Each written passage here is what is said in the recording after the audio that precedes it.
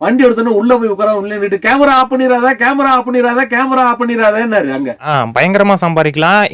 எங்க ஸ்டூடியோக்கு வர்றவங்க எல்லாம் பாத்தீங்கன்னா 1 ஹவருக்கு ஏங்க அப்படின்னா ஐயோ டோட்டலா வேற மாதிரி பேசுவோம். பாப்பீங்க எல்லாரும் இது எமோஷனல கன்வே பண்ணும். அந்த படத்துல வருதா அந்த ஃபீலிங்க கன்வே பண்ணணும் சரியா. இன்னும் கொஞ்சம் பெஸ்டா பண்ண கொஞ்சம் மாடுலேஷன் கொஞ்சம் மாத்திக்கலாம். இப்படித்தான் அங்கேன்னு சொல்லுவாங்க.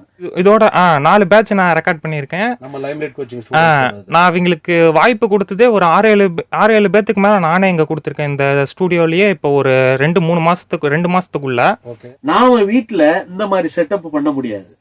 அப்போ வீட்டுல நம்ம வந்து எப்படி எக்கோ அடிக்காம எடுக்கிறது அப்படிங்கிறதுக்கு ஒரு ட்ரிக் இருக்கு. அவங்க ஃபர்ஸ்ட் டைம் பேசுற மாதிரி ஒரு எனக்கு ஃபீலே இல்ல. அவங்க டக்குன்னு அடுத்தடுத்து போயிட்டே இருக்காங்க. அந்த அளவுக்கு ஒரு ட்ரைனிங் அவர் கொடுக்குறாரு நான் நினைக்கிறேன். நம்ம அழுது நடிச்சோம்னா